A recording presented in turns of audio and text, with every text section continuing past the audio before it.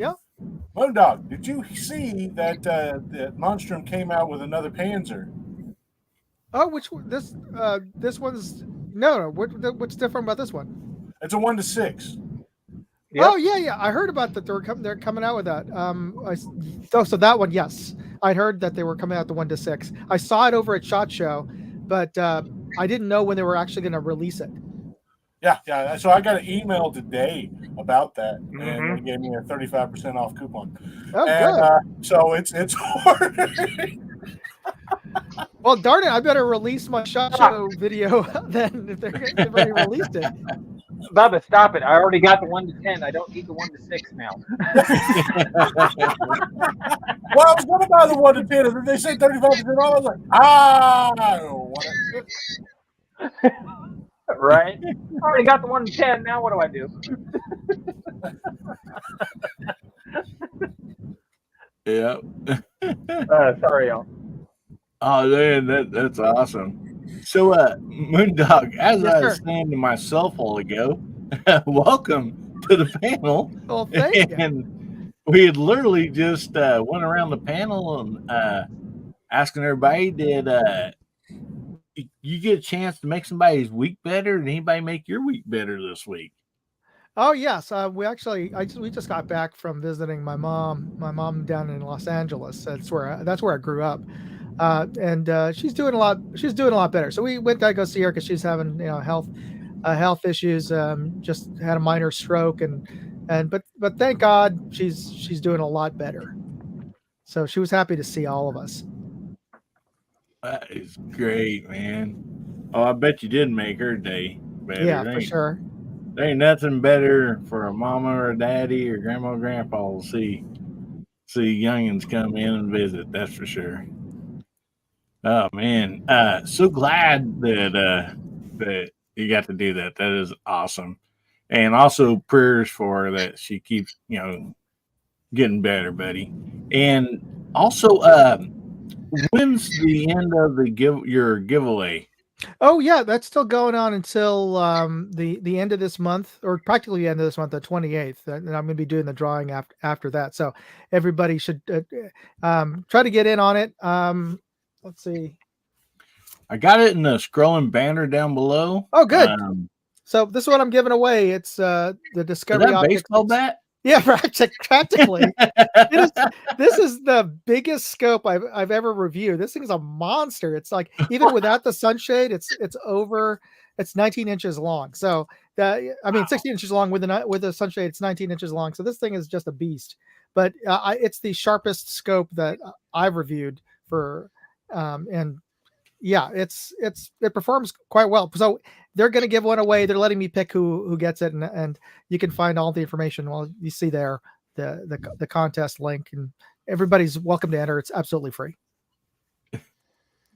All right. So as it's scrolling across the banner down at the bottom, guys, you get a chance. Go over to Moondog's deal here. So it's moondogindustries.com/contest.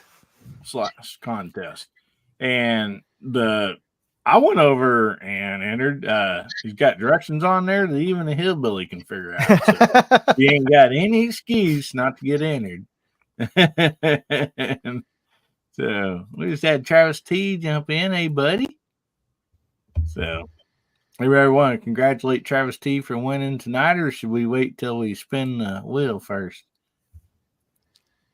It's always a joke over on Gizzard Show. Travis T has the most wins on Falcon Toy. So yeah, he's kind of on a dry spell though. Yeah, he has been. Yeah, he is. He'll be coming back with a vengeance pretty soon. Oh yeah.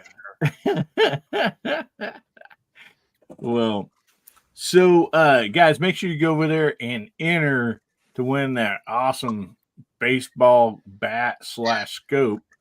And check out Moondog's video on it because I watch it. I mean, that dude is clear. It's got some nice glass. I mean, I really like it. And if I don't win this, I definitely foresee one in my future. Oh, they're really affordable. They're like that may be a little dubious. Is the scope that cheap that performed that whether or not it performed in my testing of it lived up to their claims for sure. Mm-hmm. I mean, after the Panzer versus the Vortex, I mean, it's just Yeah. I'm sorry. It's just like, yeah, man, yeah, we're gonna go with the cheapo here. Yeah. Well, when it was 6 dozen, half a dozen of the other, it was like, and I was like, yeah, I'll go with this one. And you know what, Moondog? Yes, I sir. am very happy with that scope. That thing is not disappointing. That's good. You know, I I'd love heard it so far. I heard some folks there were some quality control issues with the stuff when they first came out, like the first batch in December. So I heard Yep. about a bunch of people complaining about that. But since then, they've been rock solid. So you know, and they've been good about taking returns and exchanges, as far as I've heard. Mm-hmm. Yeah. So have I, because I've seen a couple other reviews and everything's been pretty copacetic That's after good. that. So What do you have it on, Pat? I've got it on a 5.56 super lightweight rifle. I'm running a airweight key lock. Key lock on there, just super skeletonized. Just that's all that's sitting on top of it, and it's just super lightweight, and I love it. Put it up on 2 power, turn the reticle on, red dot Yeah. on it, and it's perfect.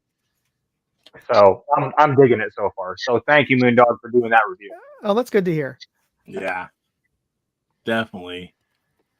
And guys, also you get in the drawing tonight with hashtag HBN71. That's Hillbilly Nation 71. And oh man, before we go any farther, I've just got to play this. I mean, sometimes, this show is all about fun and happy, and we try to have a good time, make somebody's day better. But sometimes things in life just take a little twist. And so I did a little short video. Here we go.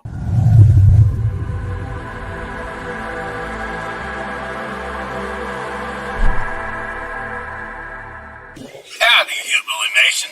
This is American Hillbilly. And you might wonder why I'm wearing all black. It's a sad day. Yeah, very sad day. We have to say goodbye to one of our friends.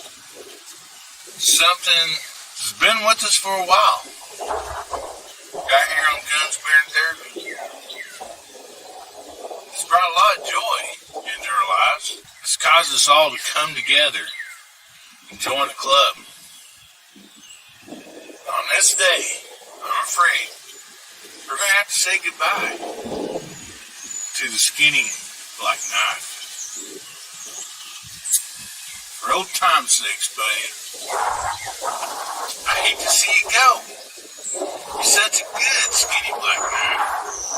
And because of you, there are 76 members of the Hillbilly Nation that is in the Skinny Black Knife Club. Hello, buddy. You've made their day better. You've done such a wonderful job. But it is time to say goodbye. We might see you again in special giveaways or something like that. It is time for us to move on. So, buddy, we love you. And you're still in our hearts. Say goodbye to the Skinny Black Knife.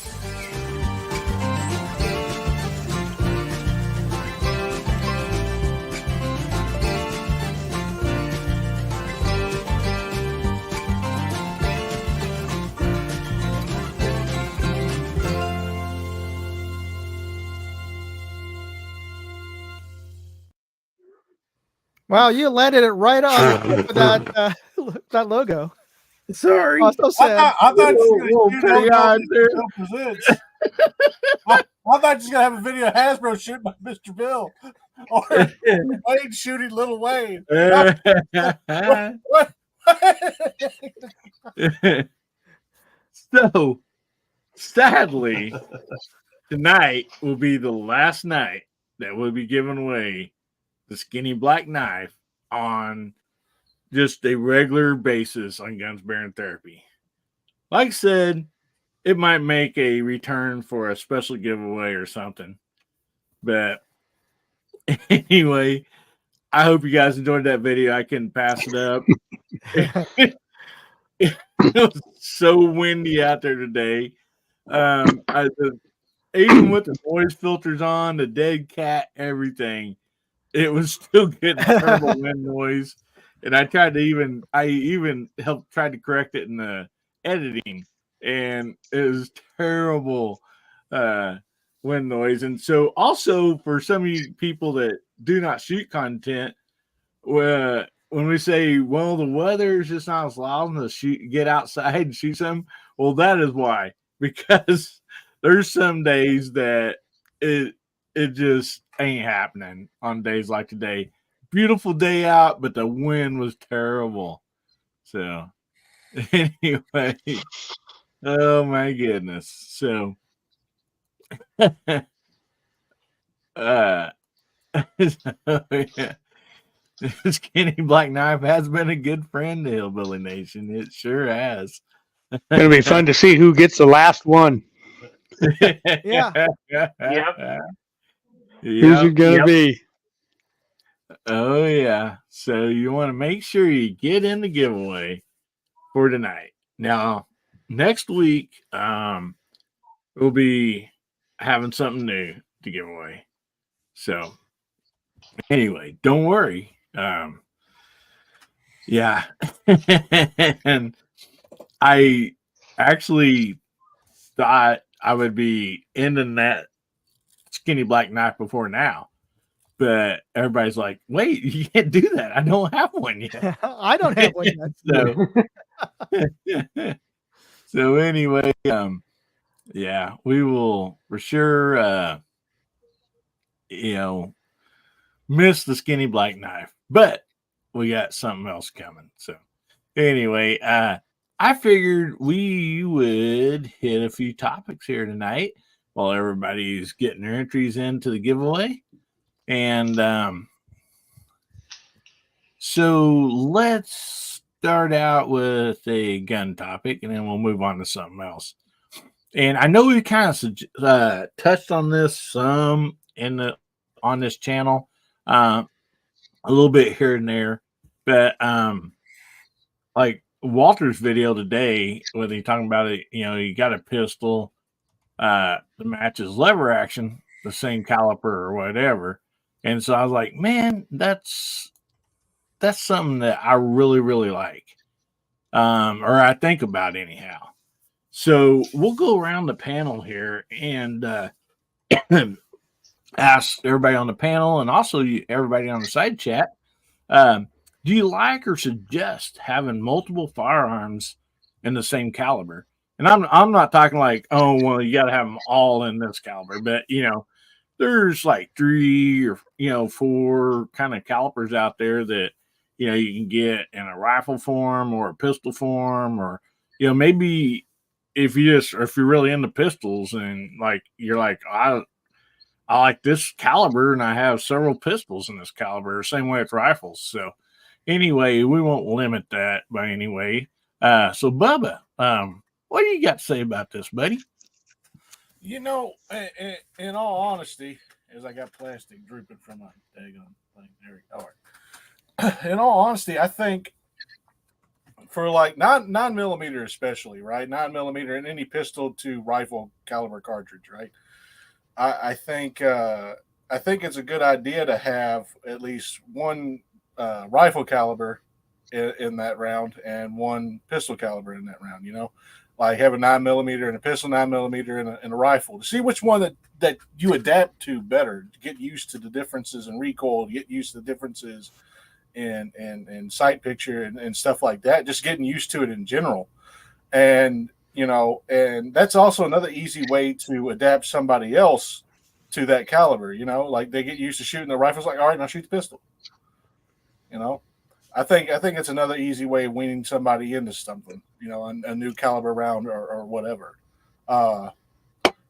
And also, I mean, if you're a reloader, and Jamie will probably test this, it's easy to reload just one caliber for multiple guns than it is to just reload multiple calibers at once. Because then you got to go back and switch out your turret head, switch out everything. But yeah, no, I absolutely approve of it. I mean, I wouldn't get multiple 16-inch barrel 223s or anything like that. But yeah, no, I think it's a good idea. Awesome. So, Jamie, what do you got to say about it, buddy? I think you need to get what you want. I think too many times we buy firearms that based on price and this, that, and the other, not on really what we want or what we need it to, how we need it to function. And, what you buy is your business, but yeah, it's handy to have. Like, I have several 357 Magnum revolvers, and I have right there. I have a Rossi 92 and 357 Magnum. That's an awful nice thing to have if you got handguns and long guns in the same pistol caliber. I don't have a 9mm rifle, but I wouldn't mind having one of those Ruger pistol caliber carbines. I don't think I would like an AR-15 style uh, pistol caliber carbine.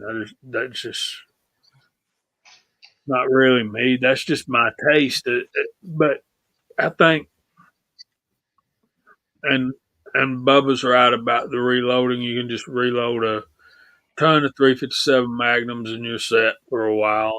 But when it comes to reloading semi-auto pistol stuff, you've got to make sure that your seating depth and all that stuff is right for your tightest chamber, because you just can't throw a round that'll fit and shoot in a Glock or a Taurus and a CZ. The chambers are going to be different. So what I do is I just load to my tightest chamber for 9mm and then use it in all of them. But yeah, there's good stuff, man. But I think we need to focus on what we're going to be using a gun for and what's the best that we can afford. I think we settle too much and we wind up with a bunch of stuff that's not going to increase in value and it's not going to be an investment for the long term. But whereas if you buy just a little bit better, you'll see an initial depreciation, and then as time goes on, you'll see an increase in the value of your firearms. That's a good point.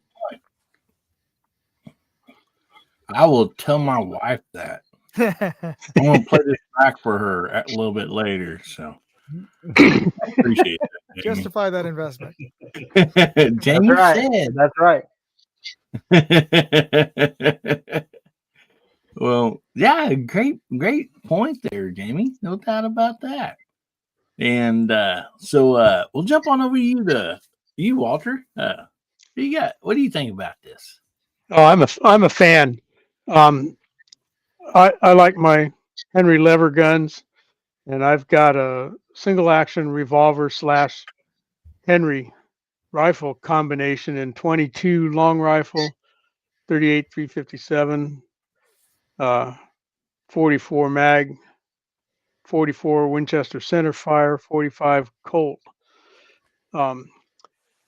and then I got a couple of other Henrys also. But I just kind of enjoy pulling those things out and go to the range with that nice Henry Big Boy and a matching revolver, and shoot the same ammo. And there's a little bit you got to pay attention to with loading for a lever gun and a revolver. You can't do a whole lot of round nose and pointy nose stuff, but it and I'm just a recreational shooter. I don't need any of that stuff. I got that stuff because I like shooting them. And, I like pistol calibers more than I like rifle calibers, and lever gun / single action revolver is kind of a good way to go. And some of them are a little different. That 4440 cartridge, a little different to reload, and about every ninth case you're going to squash, and all kinds of stuff happens with cast bullets for those. But that's a fun thing for me to do. As far as the semi-auto stuff, I'm right with Jamie. It's a different ball game there.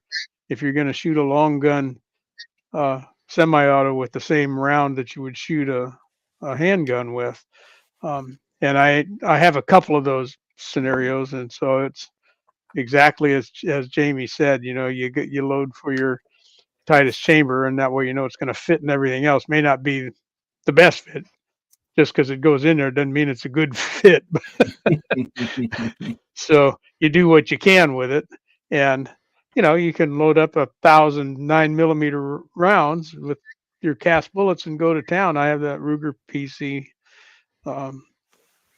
carbine and 9mm, and it's a fun one to go shoot, the Ruger. So yeah, I'm there. I think it's fun for me to do. It's not necessary, I don't think, for anybody. Maybe if you're out hunting and you want to carry a 44 mag rifle and a 44 handgun, as protection or something, if you're in Alaska or bear country or something like that. But for me, it's just fun. That's it. End of story. Awesome. I'll say hi to Gunpowder Beauty. Thanks for jumping on. Appreciate you. And that's good stuff. Yeah, maybe you need to work out something with Mark Thomas and get you a belt where you can hold like 3 different 357s, and then a nice rifle sling over the back, when you're walking up to Mark the range. already made me a holster some time ago for the one of the 4440 revolvers that I've got. When I first got that, nice. He said, "Hey, I'd like to make you a holster," and he did. Boy, made me a nice one too. Oh, I bet. There's no doubt it's nice. Yep, man. Well, good stuff, buddy. So how about you, Garage Guy? What do you think about that? Well, if I want a long gun / handgun combo, I'd have to go with 357 Magnum, 38 Special, and rimfire. It'd have to be 22 Magnum. You get these Henrys or Rossies, 357 carbine. You can get a Taurus or Smith or Ruger revolver to go along with it. That's the most common caliber around here, as far as centerfire rounds. Could go to 44 Magnum, 44 Special, but honestly, you don't see that round here in my area near as much as you do 357. Plus, if you're using it for hunting purposes, the critters around here can pretty well be taken by 357 Magnum. So, bet. Yeah. And, of course, 357 Magnum, you can do the 38 Special plus P, and that can be pretty effective as well. Smaller critters, 22 Magnum, you get a Henry lever gun, 22 Magnum, and a revolver chambered in that, like a Taurus or Smith. It's good stuff, So I really don't have to get all fancy about it or anything. It's just 2 good common calibers right there, long gun, matching handgun, good to go. Yeah. Good stuff, buddy. Well, let's jump on over to Mark Thomas. Well, I'm going to agree with everybody else. It's a great idea. Having a lever gun matched up with your revolver. But honestly, I don't have any. I've got plenty of revolvers. I love my 22 mag, 41 mag, 357, 44, 45. And not to say that I won't ever. I would love to pick up a lever action to match either of those, but it's not a priority. It would be nice, but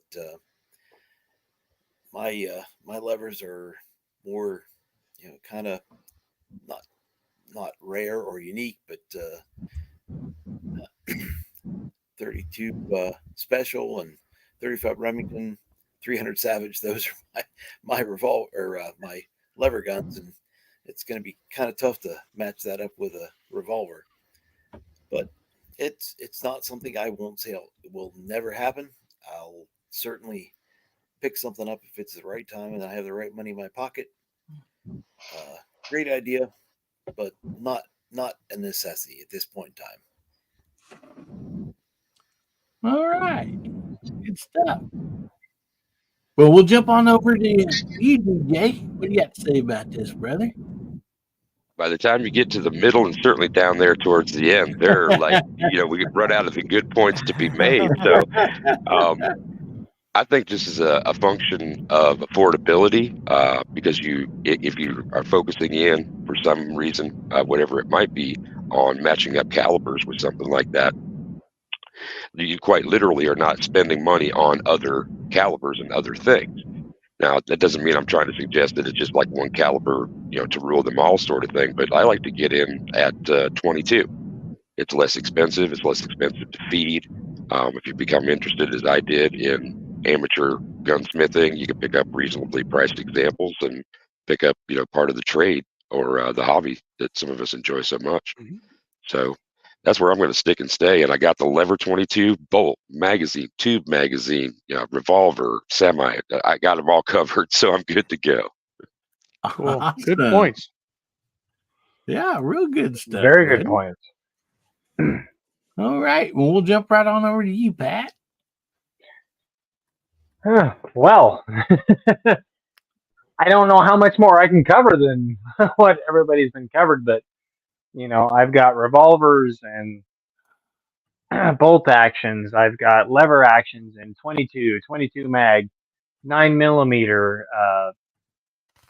About the only one that I've got that I'm really missing right now, that if I was to disappear into the woods and just go live out there, kind of off the grid kind of situation, I really want a 357 Magnum lever gun to go with my 357 Smith & Wesson 681.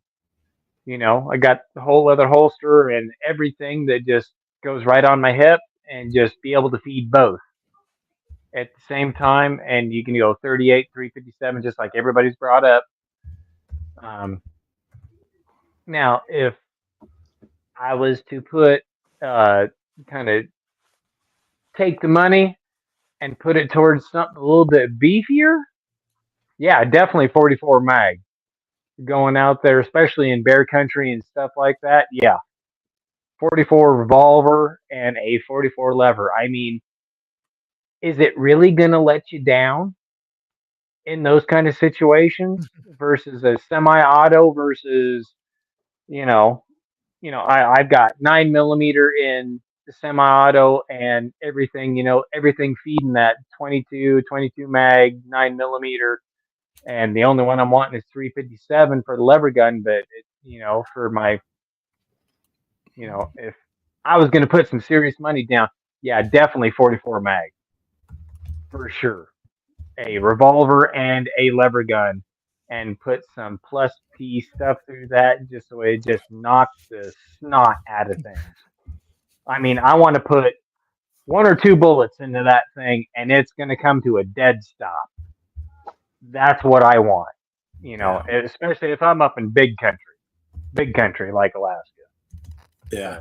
Yeah, that would be my finishing on that. Awesome. Good stuff, buddy. So we'll drop right on down to you, Moondog. Sure. I have 9mm pistols and a 9mm Keltec sub 2000. So that's a pistol caliber carbine. And I got that specifically just because I was going to be running. I knew I was going to be running mostly 9mm in my pistols. And of course, practically all of us have a 22 somewhere. And I have 22 pistols as well as a lot of 22 rifles, and I use that primarily over at the range because at the rifle club we do 22 competitions of both pistol and rifle, bullseye, and action shooting with the 22s for noise considerations because it's adjoining a park, the training center.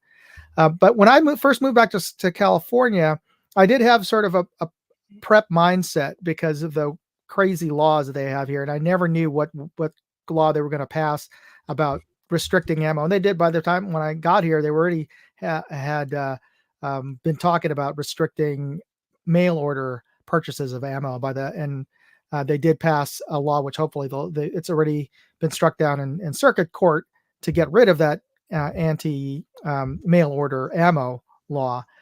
But my philosophy was always, buy them cheap and stack them deep because I never knew when I couldn't buy the ammo that I needed, and I wanted to just simplify it. So I think I really tried to hone down to just 9 and 5.56 and a little bit of 38 special and a little bit of 308, but mostly it's just I wanted to just simplify my armory purchases. And when I saw a sale either at Wally World or somewhere on 9, I would just buy it when it was cheap.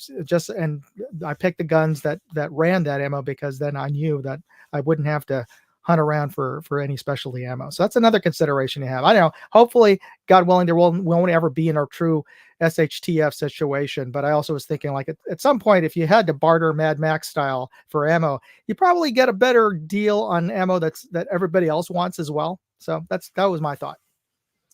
Yeah, good stuff and good points, buddy. I mean, no, most definitely, really good things to think about. And also, real quick, we have a sighting out there. So, Walter, are you ready? I'm ready. On 3, 2, 1. Hey! Mario. What's up, Mario? Hey, Mario. Hi, Mario. Man after my own heart. He's got Mosen in his last name right there on his hand. Yeah. Well, Gary, it looks like they run you to the couch to your cell phone, huh, buddy? Got it? Yeah, I kind of gave up. Well, I'm glad you're still on here, though, buddy. That's the most important thing. So. Last but I not told least, you I'd come back. Yeah. Can't get rid of me that easy. So, what's your thoughts on having guns with multiple calibers? And they don't have to necessarily just be one, caliber or one, whatever. But what do you think about that? Well, I missed part of the discussion getting set up and everything in here, but I'm pretty sure everything's been covered since I'm the last one to respond here. But it's a good idea. I mean, and I've got it in a couple calibers. Much like Moondog, I have several 9mm pistols, and I have a 9mm pistol caliber carbine. Mine's a high point. But on the other hand, I also have a 22. I have a Marlin 60 as far as a rifle goes, and 22 long rifle, and I have several 22 LR pistols. Now, in a survival situation, I can tell you I have many more rounds of 22 LR than I have anything else. And it's pretty easy to carry, pretty portable. And so if I had to go a long time and not be able to restock on ammo, I'd be hard pressed not to go that way. But you have considerations either way with only having to have one type of ammo around in your bag or whatever you're carrying with you at the time. So that in cost, I mean, obviously, but it's a good thing. I definitely think it's a good thing. I'm definitely in favor of doing that. Yeah, a lot of great stuff here and on the side chat. The There's kind of one thing that I think about. Not only not have to make sure I have in stock several different you know calibers for different pistols or rifles, which I try to, but for me, I have let's see, 2 or 3 calibers at least. Yeah, at least 3 that have pistols and rifles for. And so a deal like that, if it was something to where I needed to grab a bunch of ammo and a few guns, I know probably what I would grab, because I knew I could use them in the with a pistol form or a rifle form. And so that's kind of my deal about it. And also, everybody had great points. When reloading or whatever the case might be, getting able, finding something on sale and really getting the stock up on a certain caliber. And so, a lot of great stuff out there, guys. Thank you, guys and girls. Appreciate that. And make sure you get your hashtag in, HBN71. It is the last drawing for the skinny black knife, at least for a while. We might bring it back on a special giveaway or something, but it is the last regular drawing on Guns Bearing Therapy for the skinny black knife. So make sure you get your hashtag out there and join the Skinny Black Knife Club. And I thought we might do another little topic here while we're waiting to get ready for the giveaway, to take up some time till then. And I thought, well, this is something that's coming up that everybody knows about, and probably everybody has something to say about. And so I thought this would be, the dog even has something to say about this topic. So I knew it'd be a popular topic. So what do you think about the clips coming up? See, are you off or concerned? That don't make any sense. Oh man. I think what I meant to put in there, are you okay about it, or are you concerned? I have no idea how I ended up putting off in there. But anyway, I just thought it's something that's coming up. Some people have some serious thoughts about it, about, well, we've heard this, and this, but more than likely they're probably not going to happen. But do we go ahead and maybe be prepared? And a lot of that, I think, might be like where you live at. Could be a difference in situation of some of the stuff. I mean, more than likely it's just going to get dark and get light again. And some people's really far away from the path, but some of us are like right under the path or really close. And so I thought, well, it'd be a fun little topic tonight, because I figured everybody would have an opinion or something to say about this. And I got one. Can I come in first? Yeah, you betcha. All right. So I've been lucky enough in my adult life to have been in totality. That means in the exact, sort of near the exact center path of an eclipse twice in the last 7 years, because I went up to Oregon to see the eclipse back in 2017, and I was over at the annular eclipse, which happened last October. So I went out to Nevada to see that. And I can say if you haven't been in the totality part, it's worth traveling the extra 100 miles or wherever you're at, because this path is going to be running through, well, it actually starts in Mexico, but it goes through Texas and most of the center and eastern part of the US, and even out into Canada, like not too far from Toronto, but not quite over Toronto.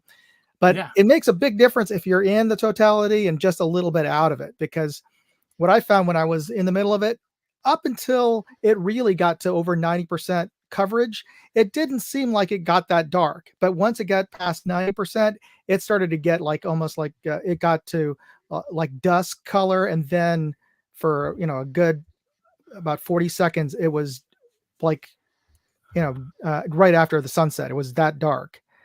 So it was just from an experience, it's totally worth it. And since all of us are content creators at some point, if you can get out there with your camera and put some filters on it, hey, it's a kind of production value you're not going to get, because in this case, God and the universe are your special effects. So it's worth it to try and film some of that. That's awesome. I'm so glad that you said that. And so this is a topic that me and Guns and Barbecue was having the other evening, talking about this. We were talking about if you're wanting to film it, you said put like filters on your camera. So you kind of like go over that with somebody that would want to film it? Sure. The reason you want to do that is every camera, you just like your own eyes, you don't want to be looking straight at the sun. You could be burning out the sensor on your camera by setting it out for the half an hour or more that you're trying to film the whole eclipse cycle. So you're burning out your lenses, because don't forget, you've got a lens up there. It's just like holding up a magnifying glass. Because that's what your lens does. Your big lens, and then you've got the little sensor on there. It's magnifies, basically having a magnifier glass. And if you've ever put a magnifier glass in front of paper, you know what's going to happen. So if you can get welding glass, and I forget the exact number of the end number of the welding glass you need for full coverage. And what it'll do is, if you got the right glass, or if you're cheap like me, what you do is you take a Mylar blanket, the kind that they give you for emergency, where it's all silvered. And I found that if you layer it up about 6 times minimum, put 6 layers of that, either by folding it or cutting it and putting it in front of your camera lens, that's about equivalently dark enough that you're not burning out your sensor. What you'll see, if you got it focused properly, is you'll see the sun as a white disk, and as the eclipse happens, you'll start seeing the moon that's like this black disk start covering it up, and you should be able to see all of it. Now, once you actually you're in full totality, you can take off the lens and then just run normally. But while any of the sun's coming through, you really should be protecting your camera. Awesome. Travis T says shade 14 is recommended. So thank you, Travis. And of course, if you're out there, I recommend getting those spending the extra couple of bucks and getting those eclipse glasses. It's much better. It's easier from a practical standpoint, because you can just wear them and you can use your hands. Whereas if you got a sheet and just holding it, trying to futz with your camera gear with one hand, it's kind of hard. Oh, all righty. Well, thank you. So, Gary, we'll go ahead and jump on over to you, buddy. So, what's the question? Do I have plans for the solar eclipse? Yeah. Any plans or any concerns or? Well, I heard on a radio program today that the New World Order is supposed to take over in the 3 minutes that the sun's covered up, and we're all pretty much toast after that. So I reckon everybody better get their affairs in order because this is gonna be pretty much it. But no, in all seriousness, I survived Y2K. I survived the Mayan calendar. I survived I forgot all about the that. planets lining up. I mean, I've seen the end of the world so many times it ain't even funny. So, I don't know as far as shooting video of it. I thought about shooting out the window so I could catch a difference. Problem is, and I mentioned this on my program the other day, is that modern cameras are so well adjusted to low light situations that they're going to compensate as soon as it starts to darken out there, unless you can override that manually somehow. As it becomes darker, what I mean is they're going to brighten up the image and you may not be able to really notice so much. So, and I'm talking about phones and stuff like that. So, as far as video, I don't know that I'll do much of anything. I'll probably look out the window and see if it gets dark and stuff like that. But that's about all the excitement's going to be around for me. Be my luck, I'll probably take a nap and miss it all. But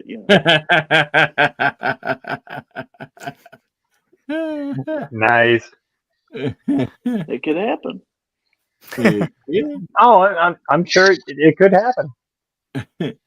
So since we're going in reverse order, we'll jump back over to you, Pat, and work our way across, buddy. Well, I've been lucky enough to see it twice in my lifetime. Back when I was in elementary school, and we had those big helmets on. I got to grab one from my dad, take it to school, and it had number 16 in it. So it was really, really cool to watch. And it was like 2 hours of recess. So that was sweet. And then in 17 when it went, we were totally over the top of it. I mean, we were right over the dead center of it, and it was really cool to watch. Got the whole day off, and it was really weird because all the birds and stuff started to come in to roost and flock down and everything, and even heard some. And I totally forgot about this. I went back and watched my video from that, Oh, you got and video. yeah, and the coyotes started howling because Oh, the yeah. sun. They thought the sun was setting, and they started coming out and running around. And I was like, "Oh, you got to be kidding me! I'm up here, and I don't have my rifle up here, and I'm not calling in coyotes." So, but no, it was really cool. It was really cool to watch. It was only like in whole total totality, it was only about between like a couple of minutes, being total dark, and it just looked like it was dust. I mean, it would look like the sun was just about ready to completely disappear, and then it started getting lighter and got out. But no, it was fun. It was fun, and all my kids got to watch that. We pitched out a blanket, and we were up at our cousin's house, and it was fun. We made a total day out of it, and it was just something cool for the kids to enjoy because they were like, "What's going on?" So I'm trying to explain to a 2, a 4, and an 8-year-old at the same time is like, "What's going on?" and everything. And I think they've got it now, but it's hard to tell. Hopefully, it'll come back around close enough to us where we can do it again when they're old enough and they can actually sit down, enjoy it, and have a good time. But yeah, no conspiracy theories on it except for uh, earthquakes and Taiwan and yeah, Russia and everything else we can talk. But anyway, I'll just leave it right there. Anyway, have a good one. You bet. Well, thanks. And then also, Mr. Bob also was talking out there, using just 2, paper plates. Basically, that's a shadow box effect. You can use just a shoe box or something like that. Amazon box, since all of us are getting stuff. Yeah, the only thing we did when I was in grade school, we did it. We put white, like just white printer paper. We put some in the back side of it, so it'd show up better than like just a brown cardboard. Then you poked a hole in it, and then like I think Gary said, like they just looked in the top of it, but like we had the lid on for some reason. We cut a little square on one side to look into, and so we were facing away from the sun, and that was really cool. So I guess many Waynes using X-ray vision glasses to watch it. I think Bubba's having some internet problems, I think he said. So hope we don't lose you, buddy. So DJ, we'll jump right on over to you, buddy. Right on. It's kind of interesting. People having some of the conversations they are about end of days, and I loved how you ran through all the prior end of the world events that we've been through. That was kind of cool. Yeah, I guess it's a good thing for people to have those kind of conversations, because dealing with any sort of hypothetical, and Moondog touched on the prep aspect on our last topic. And if people are thinking about what it is that they would need to do in the event, for natural disaster preparation or anything else, at least it's a good mental exercise, if not something greater than that. I think I watched an eclipse in elementary school, but I'd have to get out my scout manual to see how to build one of those damn boxes again, kind of thing. I'm not sure I'll do it, but yeah, I'm not really concerned. But it's kind of interesting to hear some of the conversations. Yeah. And also we see Chris out there. Buddy, you're on, I believe, Moondog's side. So I think Moondog might have a link over there. You can click on it if you're wanting to enter the contest. Otherwise, you can still you can watch over there just fine. But if you do want to enter the giveaway for tonight, you will have to come to the main chat, because the giveaway tool won't pick it up. So yeah, I'll post up another link on my. Okay. Here we go. So, Mark Thomas, you guys got school that day? Or you guys plan to do something in school, or?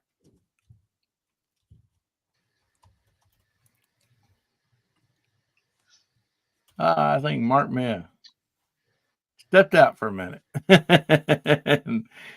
So, we'll move over to you, Garage Guy.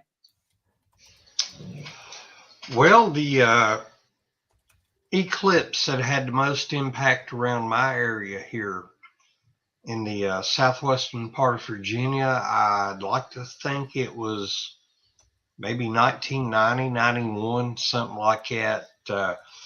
It wasn't a total eclipse, but it got dark enough to where the street lights in town came on automatically. And it stayed that way for, I don't know, 10, 15 minutes, but wasn't anything major. Yeah, you get a lot of people out here saying, oh, here comes the end of the world, or this is going to happen, that's going to happen. An eclipse is a natural phenomenon. I hope I pronounced that right. That's about like me trying to say cinema. I can't do it. I can't say that dog blasting word either, buddy. Yeah. But anyway, it's a natural thing, and it doesn't happen often. And, it's just one of the wonders of the universe, I always enjoy these things when they happen. I don't listen to the hype or anything. It's going to happen, and there's nothing you or me or anybody can do about it, Now, the projected path I saw is supposed to go pretty much, Mexico, Texas, and on up towards Ohio. And Scotsman and Hot Pot, they're going to be right in the middle of the path. here in my part of Virginia, the southwestern part, we're supposed to get about 85% of it. And the sky will get a little dim, but I don't think it'll have any major impact. But something like this is, it's always fun to be a part of, to be able to get out there and say, yeah, I saw that eclipse. It was all right. It is what it is. Yeah, I thought I had a picture of it to share the path, but I guess I don't know, I can't find it. But yeah, they had a deal that showed the path it's going over, and then the times and stuff, and the percentages. So you can pretty much find it out there. It's supposed to hit here. The height of the most impact here in my part of Virginia is supposed to hit at 3:11 p.m. Monday. I'm not sure though if there's an attack on the grid. I'm not sure how effective that would be, considering it's gonna affect different areas of the country at different times. It's not like the entire country is gonna be dark all at once. So I'm not real sure how you time that.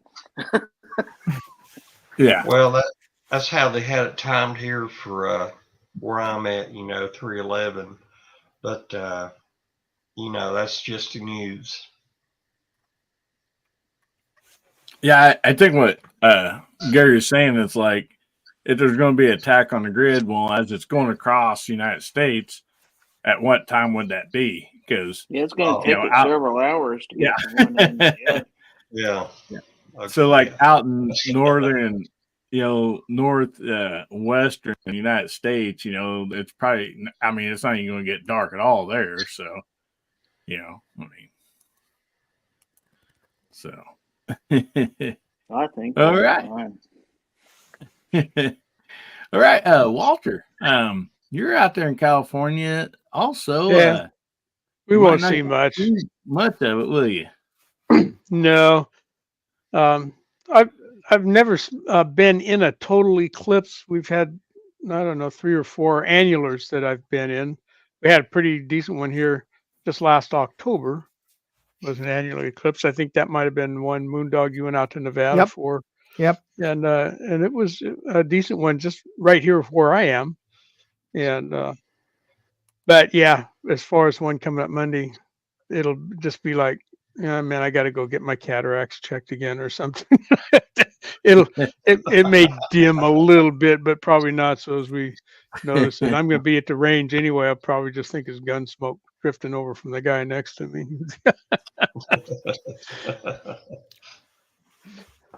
So, yeah, and I'm not going to travel for it. I got a couple friends from here that are traveling for it, and yeah, it's an eclipse. So I'm kind of like garage guy. I've been in the dark before. In some ways, I'm still in the dark. Agreed, Walter. Agreed. I'm in the dark on most things. Yeah, and like my daughter, where she lives right now, my oldest daughter in northeastern Arkansas, down there just right off the Boot Hill, Missouri. They're like right in the path, and she's telling me there's some towns that just, maybe a population of 20,000 people, they got like 200,000 or 300,000 people coming, for that day or 2 days. And I told her, well, just come home, and she's like, well, we'd like to, but we're just going to stay here and watch it. I was like, make sure you get enough food and water if you're in a little town like they're in. I was like, at least for a few days, because some of the grocery stores and stuff might be bought up from people traveling there. So yeah, that's good. I would think that would be kind of a little bit more of a main concern. If you was kind of in that area and you had a bunch of people coming to your town. So why not go buy an extra case of water or, bag of chips or whatever you think you might need. So, but, anyway, Jamie, how about you, buddy? What do you think? I'm kind of going to do what Michael Dunn says. If it gets too dark, I'll just go to bed. Now we lived through one about 7 years ago, and it was a fairly big deal around here because we were right under it. I think for a little bit, but 10 minutes and it was over with, and we all got the glasses and looked at them and all that crap. My boss at the time was passing around the glasses. He got us all glasses, and they were giving them away. The cardboard things with the. My puppy dog's not mad, not happy about something. Yeah, not happy. Yeah, but they make mountains out of molehills on the news. Oh yeah, yeah, for sure. Oh man. Well, we lost Bubba, and I think he's going to talk a little bit about the total eclipse of the heart. No, he's not here.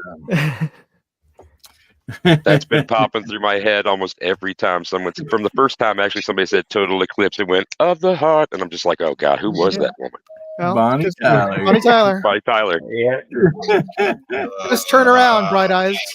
Yeah. Yeah. Oh my God. Yeah. Turn around. No.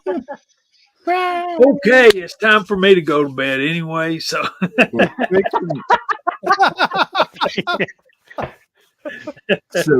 fixing to do the giveaway. You want to stick for the giveaway? You need to go ahead and get out of here. I know Moondog said get out of here early too. But we're ready to do the giveaway. It's totally up to you guys. I want to see somebody win something. That'll make my week better. There we go. All right. Yeah. We do. So we have 27 people entered, and I know we've had way more than that on here tonight. So make sure you get your hashtag in. This will be the last drawing for the Skinny Black Knife on Guns, Beer, and Therapy. So give everybody just a few more seconds here to get it in case we had somebody jump in late.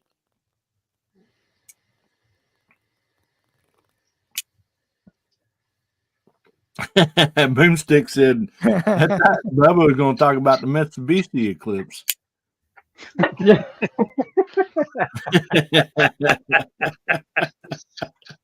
Strange enough, I could see him talking about that. There's probably an animal out there somewhere called an eclipse. That's probably what he's going to talk about. So, Yeah. Walter, do you have a Skinny Black Knife? Yes, sir. I certainly do. Well, I didn't see you flashing yours like everybody else was. Yeah. I flashed it last week. And I would flash mine, but Does my everybody wife on the stole mine. panel does everybody on the panel have a Skinny Black Knife? I do not. Yeah, boy. Right here. I do. Moondog is the lone wolf here on the panel. Wow. That's Well, all right. He's got 2 entries in the drawing, I see. Yeah. Is that the case? When I posted, because it posted on both of my channels. That's why. Yeah.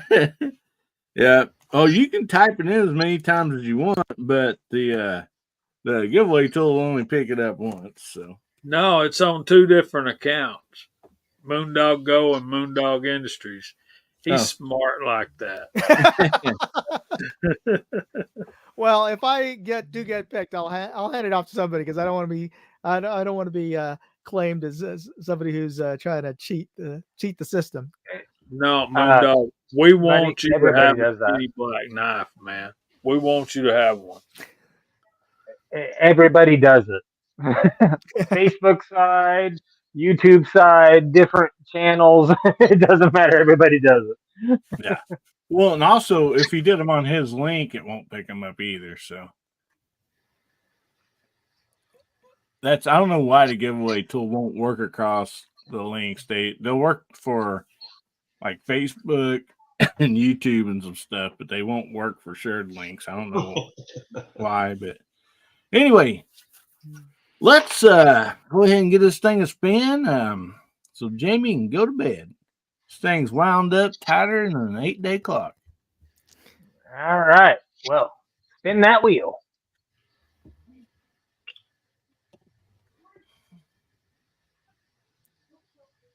Ozzy. Ozzy. Rigged.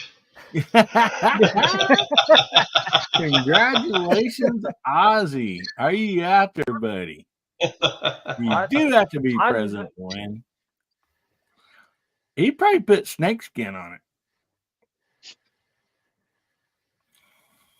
Yeah, there's some rigged going on out there.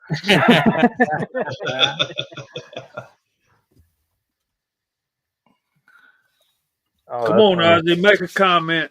Come on, make a comment. Go We know on, you're out there. He's already got one. Give it to Moondog. He's the only one. He's the only one on the panel that doesn't have one. So, does Ozzy say anything yet? Not yet. Not yet. Well, we'll give him just a few more seconds here, and if he'll say something, we'll spin again. Time's up. You said 2 seconds. Sorry. All righty. Come Well, on, I think Ozzy. that's been fair enough amount of time. So, let's share the window again, and we'll spin again. That's right, Boomstick. Give it to Moondog. Yep. Let's get this baby a spin here. Spin that wheel.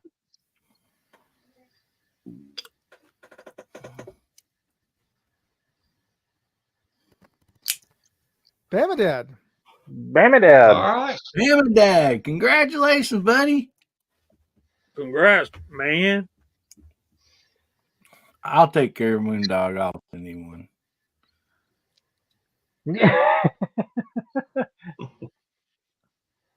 I saw So, Bamadad. Bamadad, he was out there a few minutes ago. Yeah. There he There is. he is. Hey. Yep, there he is. Oh, boy. All right.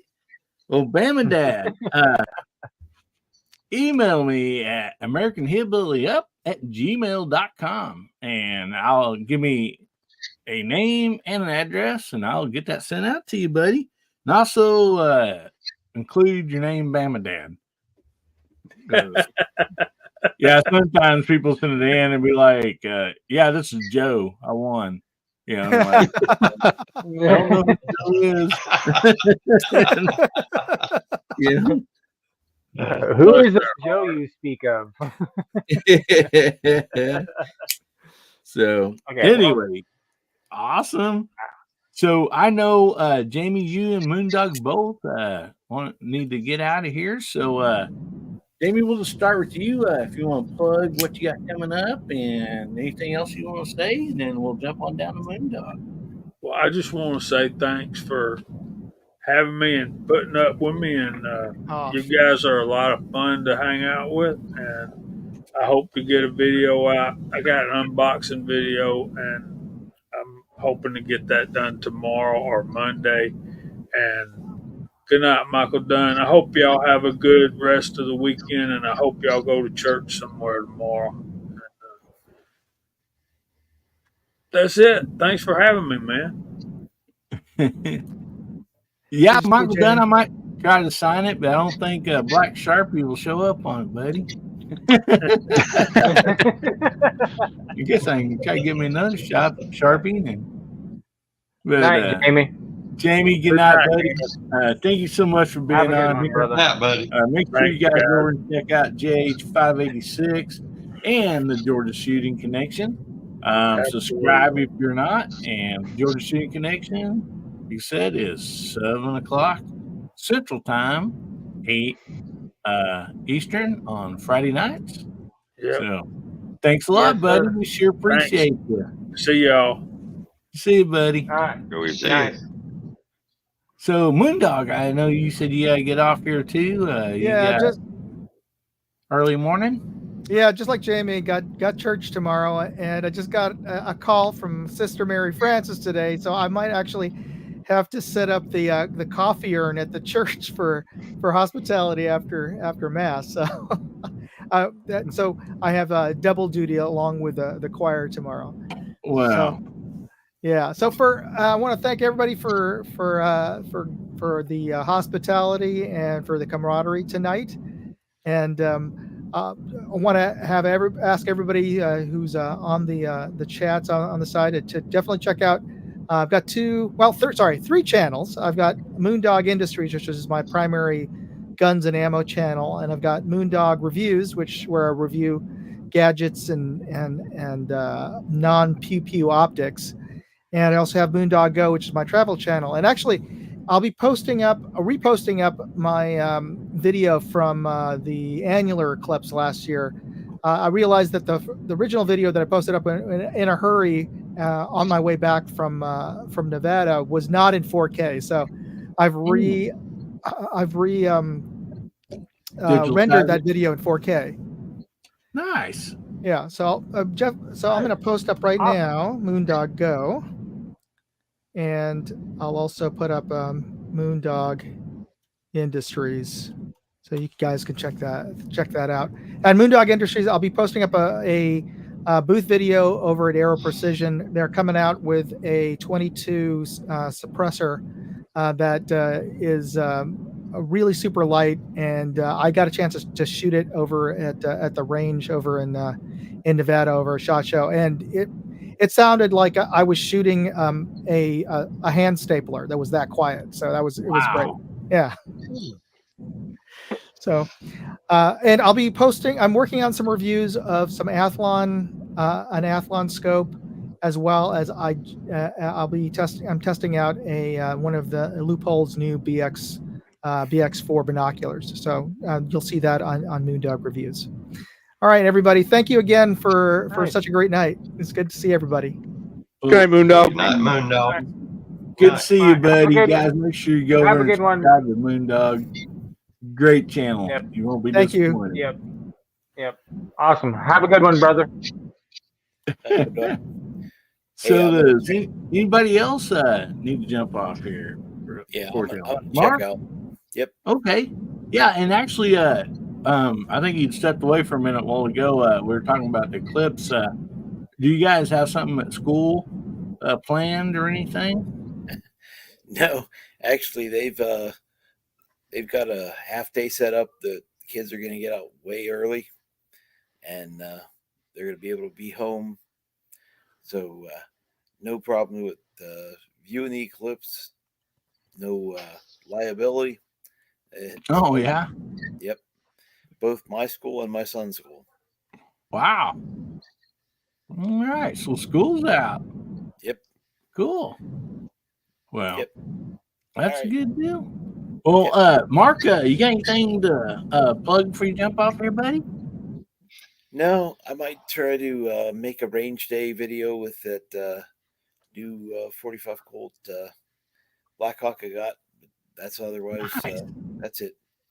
So good night, all. Thanks. Good night, Good buddy. night, Good to see ya. Hi, Mark. Good night, Mark. Have a good one.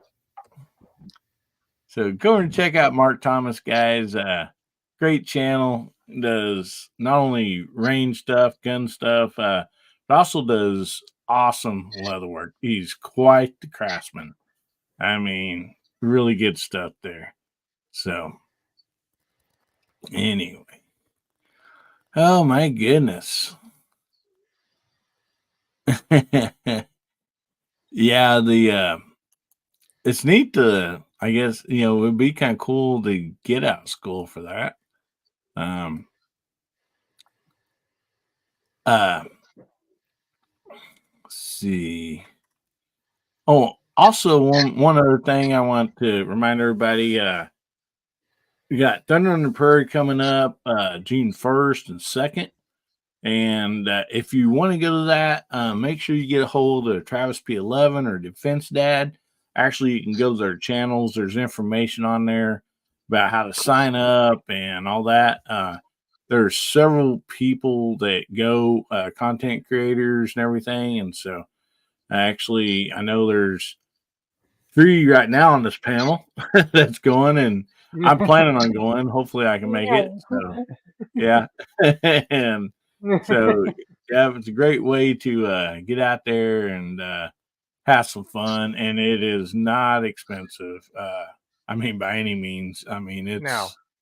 it's definitely spend more money on your travel than you will on that event, and there's always a bunch of goodies to give away there. So Yep. anyway, see, so I have a few more topics, but anyway, DJ, you've been kind of hit and miss lately on the panel and stuff, and so we always appreciate you being on here. And would you like to come up with a music or song or something topic for us? You always come up with some great ones. So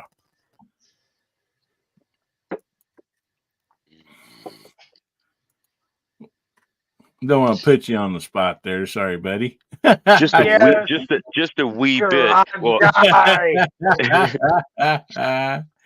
That guy has to put me right there. Yeah. So I guess how about like favorite decade? Because we've kind of gone kind of narrow band several different times. So this would be a little bit, maybe a little bit easier to identify. So like favorite decade of popular music, and then maybe artist or song that goes right along with it.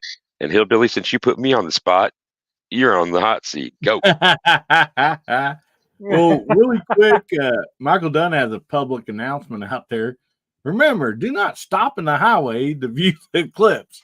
So that's a very good deal. It should be on every radio nationwide that day. Oh man! Don't stop dead in your tracks and just watch it. No, pull off somewhere safe, people. Please have a little more sense. There was enough wrecks in Nebraska the last go around. So, favorite decade? Oh man, my love for music springs, for many years. Oh man.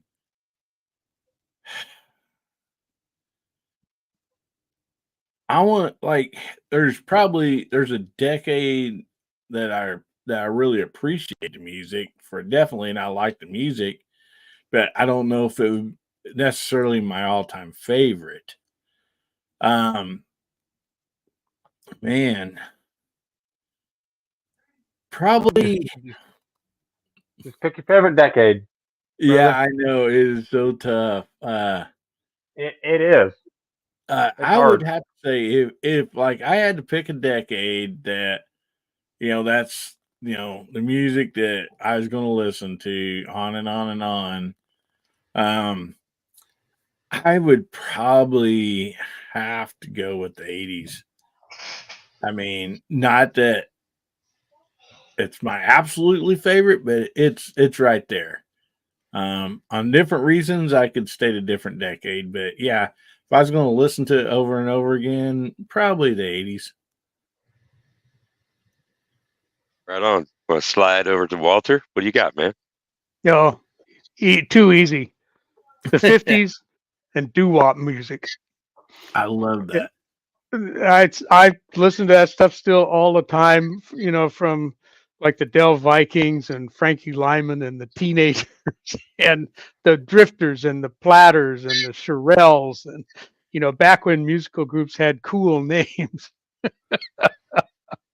I love that stuff, just and not that I don't love other music, but I was a teenager in the late 50s, and so it kind of stuck with me, I guess. That's the stuff we listened to when I was a kid, and I think that when you're a teenager, that no matter what decade you were hit your teens, whatever the music was of the time, music is a big deal for for teenagers. Well, and it is for everybody, but I think that's when you kind of get your first dose of, hey, this is something, this music thing. You know?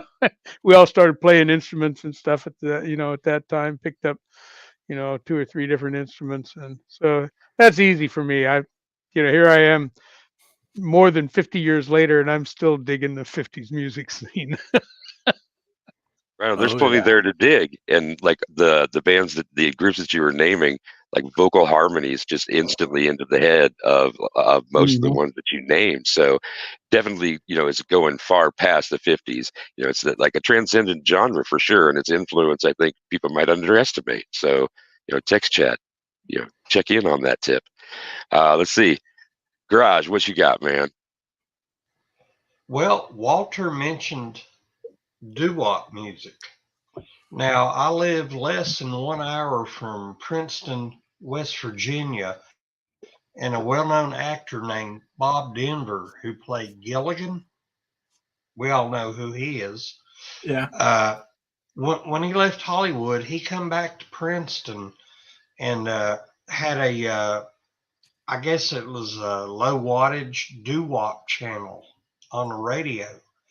And he spent pretty much the rest of his life there. He just passed away, I guess, about 15 years ago. And when he did, the news coming out of Bluefield and Princeton and all that, he loved doo-wop. I like a lot of the 50s music too. But growing up here, I got to say 70s. And it was a midnight special. And a lot of those bands would just plug in the wires to the amps, to the guitars, and they would just jam out the same as if they did that up here in my garage. And one of the things that got me back in, was Ted Nugent, Double Live Gonzo, AC/DC, If You Want Blood, You Got It, and the first and second Kiss Live albums.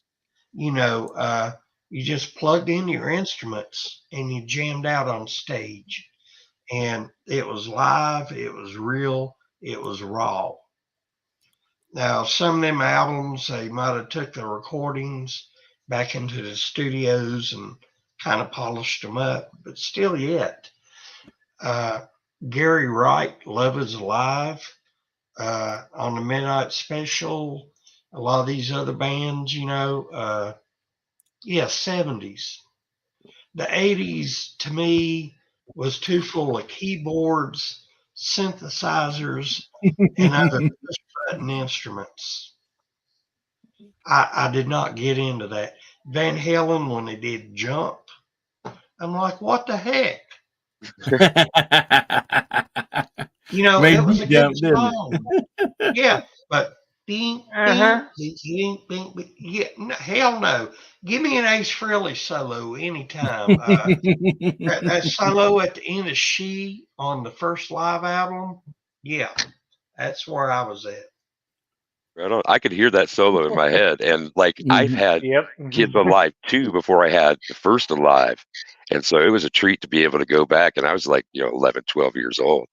So yeah, it's good memories and some good heavy hitters that you pulled out there. Some great names from the '70s as well. Yeah, that right on. Ace Frehley solo. Da, na, na, na, na, na, na, na, na. A simple riff, and it just kept getting faster and faster. That's all it was. Nothing hard about it. Agree. Yeah. Let's slide down to Pat. What do you got, man? Okay, well, anything that killed the '80s, I'm for. Just like Garage said. Anything that takes a great big sword and stabs the hair metal straight in the back and twists it straight sideways, I'm fine with. Except for you still had the heavy hitters out there, like you still had some Kiss, you still had some AC/DC out there, but most of it was. But yeah, exactly. Thank you. But I'm more of a Bon Scott guy, and that's what I used to sing when I was in the front of a vocal group. And then when you got after the 80s, about 88, when you had like Black Flag and you had Toad Stomp and you had those guys come in, you had those punk rockers come in there and start smashing the shit out of hair bands. And I was like, yes. And anything after that, especially, you got uh, Stone Temple Pilots, you've got Alice in Chains, you've got Pearl Jam, you've got pick your poison on that through the 90s. I love that stuff, but that's the stuff that I grew up with. But if I had to go back to another group, back down, Led Zeppelin, uh, pick your poison on that one through those years. Led Zeppelin is my all time favorite. You can't get any heavier or nastier than uh, Janis Joplin or those. That was when music was music. Through the 80s, it was too keyboardy, too plasticky. And I'm not hitting. I'm not trying to hit on anybody, but it's just like 80s. It just turned too plasticky. So I love that 60s, 70s on up to the 90s where you had all that stuff in between. I just didn't care for much of it, even when I was a kid growing up. So even the country stuff, it was too twangy, too pokey, it was too poppy, and it's just like no, it just I just didn't care for it. So, but yeah, in between those two, yeah, and then yeah, I could go on, but I'm just gonna stop. Yeah. Right, you're just jumping straight over the 80s, kind of thing, just like squashing it down and wishing one of my favorite decades to just go away. So, Gary, I don't know if you're going to pick the 80s, the 70s. I don't know where you're going to go, man. Where are you going to go? What do you got? Well, I'm a little bit older than you, DJ. So I graduated high school in 1978. When I drive in my vehicle, 9 times out of 10, my Apple Music station is set to 70s hits. There's reason for that. I mean, there was a little bit of everything. Music changed in the 70s. We had the Black Sabbath and stuff like that. We had AC/DC, and then we had disco came and went.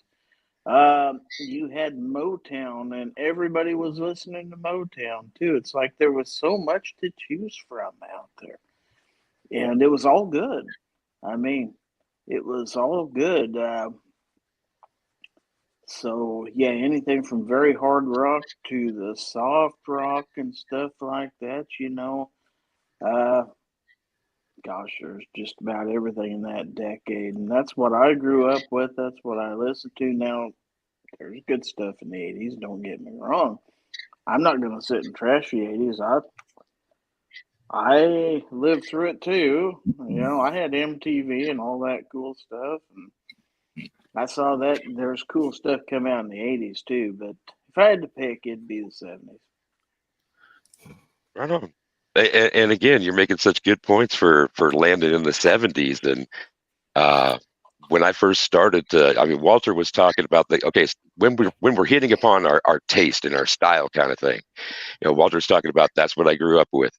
And he, talked about how we kind of gravitate towards that sometimes. And Gary's echoing that. Pat's skipping over the 80s. You were alive for the 80s, man. And it's like I completely understand and relate to that. And I'm kind of glad that I'm going to stump for the 80s now.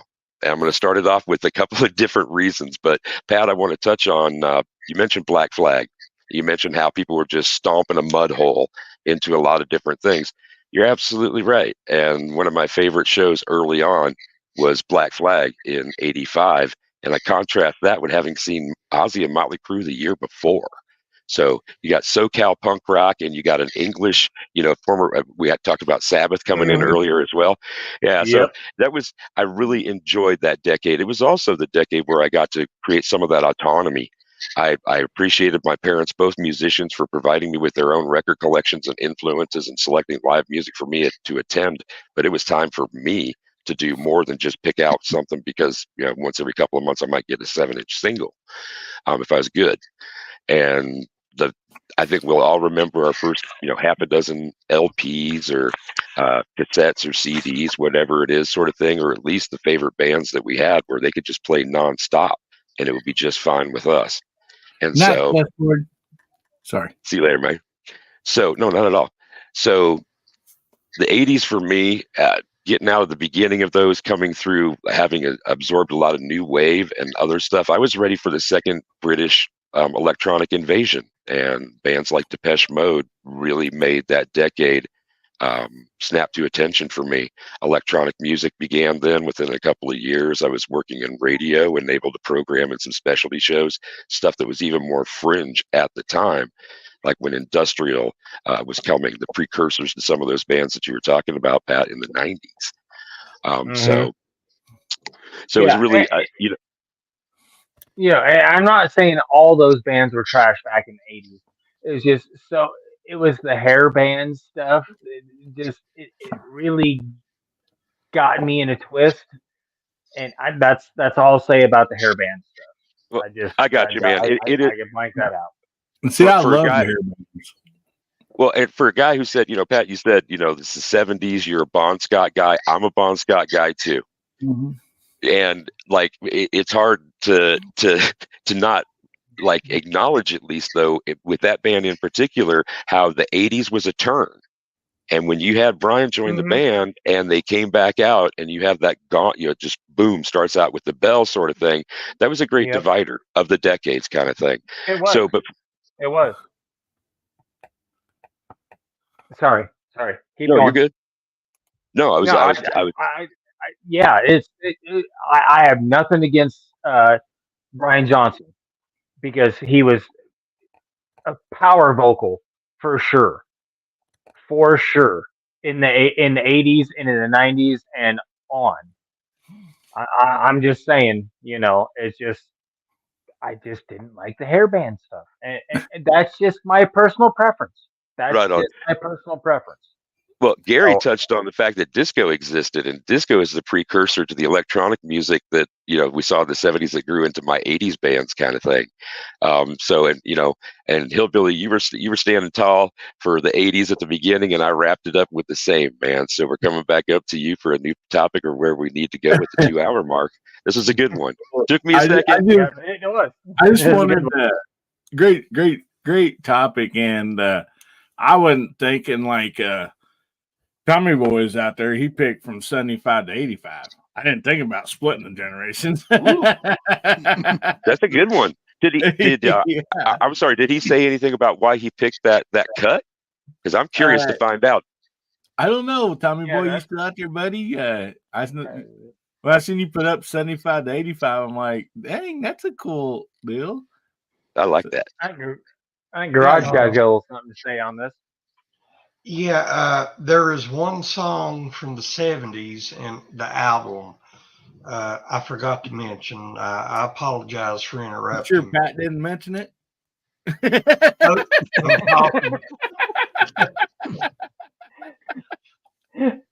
Hotel California. Yeah. In my opinion, one of the top 3 songs ever come out in the 70s. Yeah. I will agree with that. Yeah, I'll agree with that. Yeah, definitely. But I want to say Garage Guy, you said 70s. I'm like, so when you say 70s, you also have to include disco. So, did you have the platform shoes? Well, let me tell you this. I talked about Kiss. They had platform shoes long before disco. Yeah. So, yeah, they did. I'm good to go on that. So, but there is some. Oh, I'm sorry. Go ahead, guys. I was going to say, since we've been, like, he's talking about Stairway, being in, like, kind of the top 3. We'll touch on that in just a second. I hope people's not getting too tired or bored here. But one of the reasons is a really tough deal for me because I grew up listening to 50s, 60s. I love all that. And, it's such like Walter was saying, it's such a happy generation of music. I Yeah. mean, you can't, you can't frown while listening to that stuff. It just makes you happy. It's such good music and the talent of the voices, so much stuff that is almost a cappella or whatever, and, and it went on into somebody put out there Seven Bridges Roll, I mean, songs like that, just the voices, are, just really, really make the songs. One of the reasons I did pick the 80s because, I was born in 69. Our first like satellite was half the size of this house, and we could get MTV, so that's such a big deal in my generation. Yep. It just really was. And, like Pat, he was talking about, he didn't care for the synthesizers and stuff like that.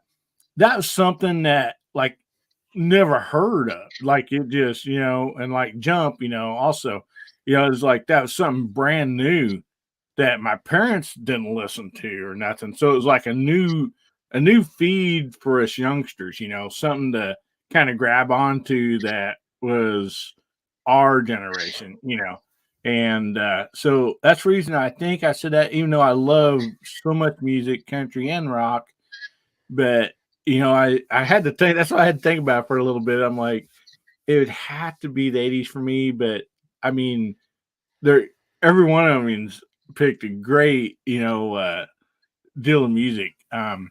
But now, since that was brought up, like, what's the top 3 songs from your lifetime that you experienced that, like, you'd be like, okay, these are 3 songs that are just my best 3.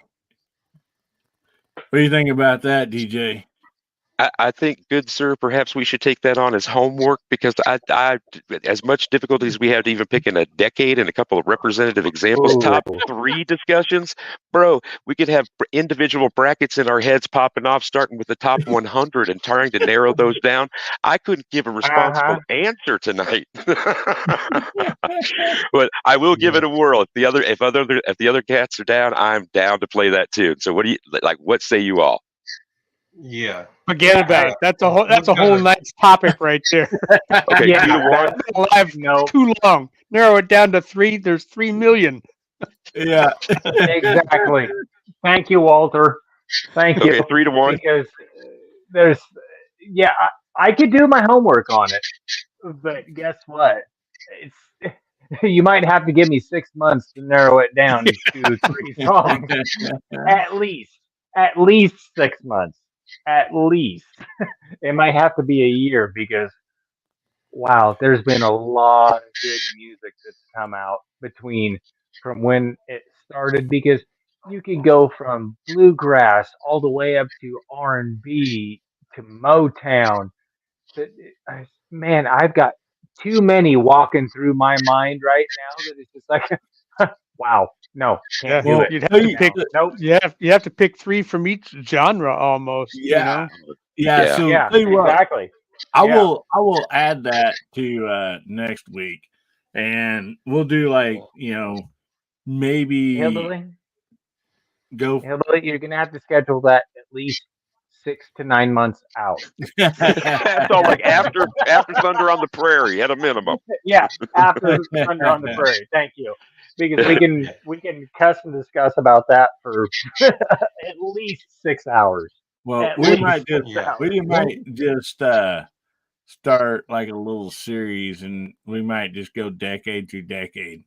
So Yeah. Hey, I and, like that that. would probably be easier. That would probably be easier. So one more. Oh, go yeah, ahead. go ahead, God's guy. Oh, okay. DJ, one more band from the 70s I have to mention, Atlanta Rhythm Section. Yeah. Right on. Yeah. Good. I have a little story to tell. They were Yeah. before Gary. Before I pass to you, real quick, I just want to say heavy hitters.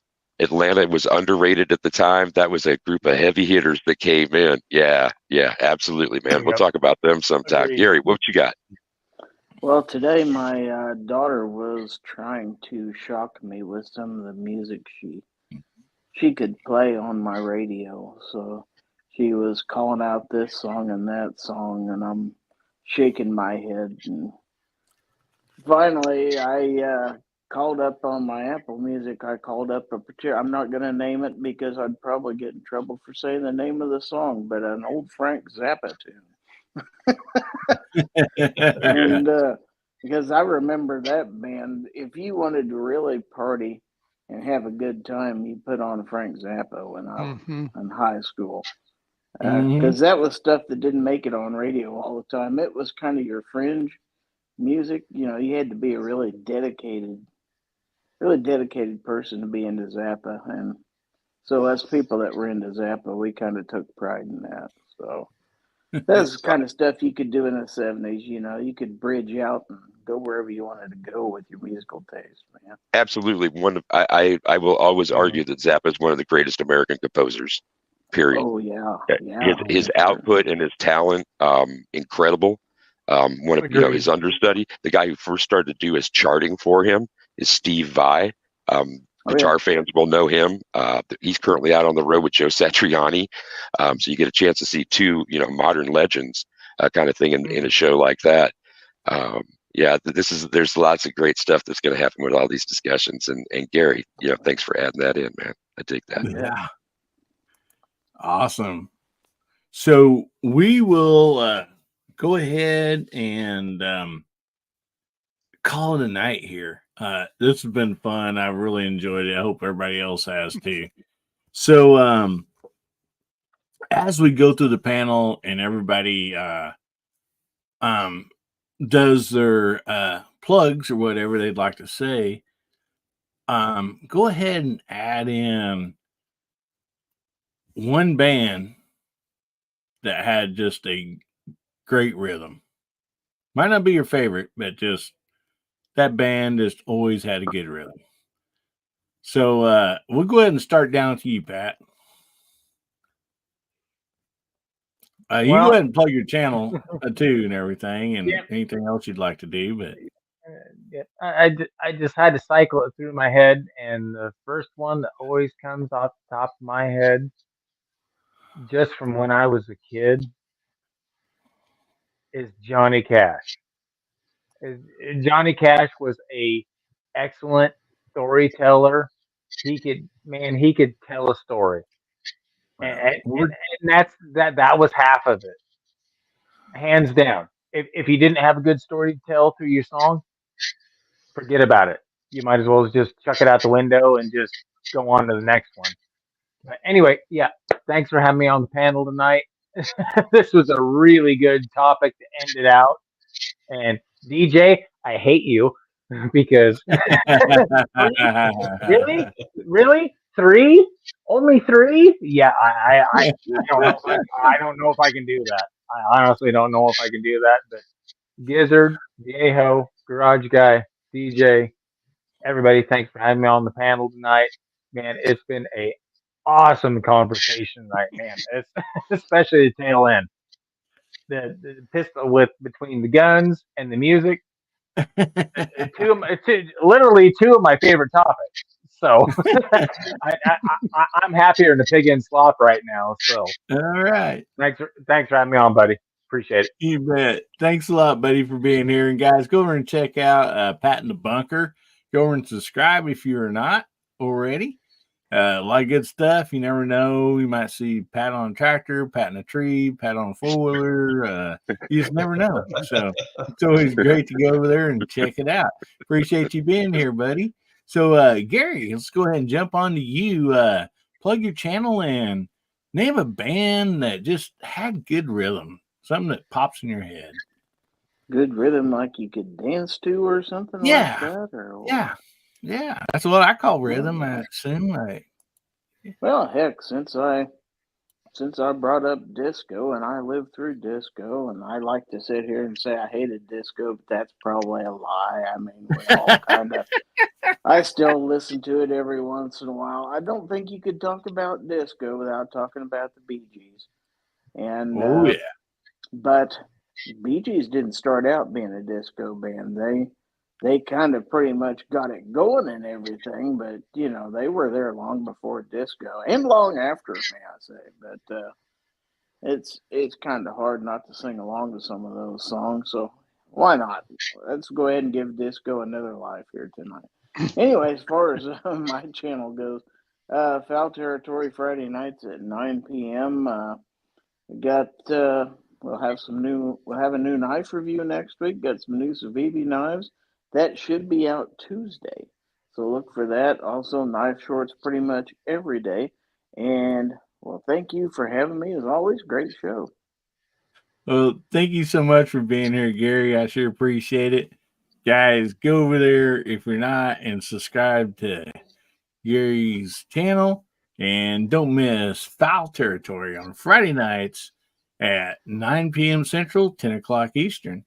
And always a fun time. Thank you very much for being here, Gary. Appreciate you. So, Thank you. DJ, let's jump right on over to you, buddy. Bass players, two of them pop out in my head immediately when it comes to this question: Bootsy Collins and Larry Graham. So Parliament, well, James Brown, and then Parliament for Bootsy. And Larry Graham is Sly and the Family Stone and Graham Central Station. And those two guys are it for the origins of funk bass playing. And my ears want to hear them more and more. I've been able to see both of them perform. And what gifts given to my ears on both of those evenings for sure. So that's my slide towards the rhythm section. On Saturday evenings before Hillbilly Show on the A Great Start Shooting School channel, there's a program about violence prevention, and I'd like y'all to swing by. There are other great messages that are received and offered, and tonight was a really good one. Double back on that if you would, and pass the word. She does good stuff, both about suicide and violence prevention and firearms training and other things. She's also spends a lot of time in their state capital making sure that her fellow citizens are represented and that their voices are heard when they can't represent for themselves. I think that's pretty much what I got. So everybody be safe, have fun, carry your guns, and rock. I'm out. Thanks for being there, DJ. Appreciate it, buddy. Guys, go over there and support DJ. Subscribe to his channel. He don't have much content on there, if any, but support him because he does so much for the 2A community and everybody, all these live streams and everything. So he's awesome. So thank you very much, DJ, for being on here. I appreciate you, buddy. So we'll jump on up to you, Garage Guy. Well, Mike, I got to tell you that last topic was the responses were off the hook, and it is really difficult to narrow down the choices, and this is one of the reasons I really enjoy being a part of this podcast. It's awesome. Anyway, what I got coming up is a review and first shots video of my new Taurus 942 ultralight Chamberton 22 LR. I'm really looking forward to doing the first shots segment. I'm still working on that Ruger SR45 video if I get out here and the weather cooperates. It's like you did your video earlier, the wind blowing, the rain. Mother Nature just doesn't seem to like me for some reason. So, but yeah, it's good to be here with everybody. Talk about any given topic. It's always a lot of fun. The side chat, awesome as always. And hope to do it again soon. All right. Well, thank you so much for being here, Garage Guy. I appreciate you, buddy. And if you're not already subscribed to Garage Guy 879, make sure you go over there and subscribe. A lot of great stuff over there. I appreciate you being here. So, Walter, let's jump on over to you, buddy. Well, if we start talking about the kind of bands and stuff with rhythm that would used to get me swinging and moving and gyrating around and stuff, it could be a little bit different flavor than what most of you. So I'm thinking about some groups like the Dave Brubeck Quartet. If you've never listened to a tune called Take Five, go listen to that and see if that don't make your feet start tapping. And we could go back even a little bit further and talk about the swing era. And talk about some songs like Benny Goodman used to play in his band and stuff. So anyway, there's this you guys are blowing the fog right out of my ears, making me think that far back.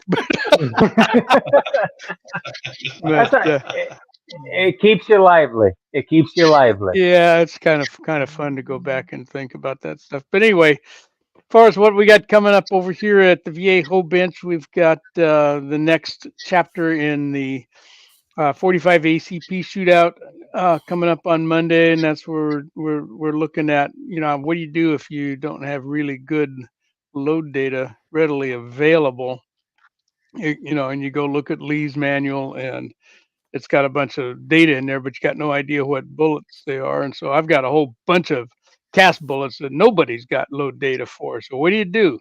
So that's what we're doing. I've got a dozen or so different bullets, and some of them there's data you can go find, some are not. So anyway, so that's what we're looking at. What happens if you pick a number out of a sea of loading data like the Lee manual has? What do you do what's going to happen? So that's what we're looking at there. So that's next edition of that's Monday. The Rumble only series called Free the Few that comes out on Friday only on my Rumble channel, and I'm just taking varieties of a few little bullets that I got left in little containers and getting them loaded up and shot up before I get too excited about shooting anything else. And we got a trigger pull Thursday coming up, which is going to make Mark Thomas mad, and I won't tell you why. And I have another new revolver coming up. We'll be doing a review on that one in the next 10 days or so. And we got that new Lee turret press that I started a series on. We're working with that with a couple other guys online too. So a lot going on over here. So awesome. Yeah, I do want to say again, thanks. This has been a great night. Couple topics. You just don't know what's going to fly and what's not, and this one just took off, man. And I knew it was going to be good because we had a rocket launch right at just as the show was starting. My desk was shaking. I go, what in the world? We inherit that earthquake from New York? Oh no, the Space Force base over here had a rocket launch right at that time, and it's only like 15 air miles from me, so wow, when those things get going, the windows rattle and everything. So I knew it was going to be a good night, and it was. So thanks to everybody over in the side chat. Good to see all you guys and gals over there as always, and your comments just really float the boat over here. We'd be drowning in our own sorrows if it weren't for you guys. Well, thank you so much, Walter, for being on here, guys. If you've not been to Walter's channel and subscribed, make sure you get over there and subscribe. Great stuff. And what you're doing over there, Walter, doing all this reload data and everything for, you're doing like a lot of good for other reloaders because, like you said, there's no manual on it. And not only do you reload it and test it on it, you go out and shoot it and stuff. And so it's really a great deal to see how it's doing, through the whole process. And so it's awesome. And I'm still going to be looking forward to maybe some chilled wine and cheese on the reloading bench, maybe one of these days. So yeah, alcohol and gunpowder. What could go wrong, right? Yeah. And I like that Cimarron that video you posted. I'm like really want to check into that. We got another one. Gun. Yeah. Oh man. So for me, one of the rhythm bands, that I was thinking of, I kind of had one, but then like something else popped in my head, and I'm gonna say the Allman Brothers. Mhm. Always good, upbeat, dancing music. I mean, a lot of good Hard stuff. to argue with that. Yeah. Yep. That's really hard to argue with. Yeah. Yeah. Rambling man. Yeah. So much good stuff. Yeah. But I thank you all so much, panel, everybody on the panel for being here. Side chat, thank you so much. You guys are just awesome. You make this show. You guys are so entertaining. Not only that, but really knowledgeable over there. You guys come up with some awesome stuff, and I just appreciate and love you, each and every one of you. I just can't say enough. And also, I want to thank all the channel members that's out there. Their monthly donation to their membership is what brings you guys these giveaways. And even though we're going to have to say goodbye to Skinny Black Knife, don't be too disappointed because we have something else coming. So, anyway, I want to thank you all. I appreciate you all so much. I love you. I just want to leave you all with this and remember God, family, and country, and make somebody's day better, will you? And if the good Lord's willing and the creeks don't rise, we'll be seeing you all again. We love you, Hillbilly Nation. Everybody say goodbye. Goodbye.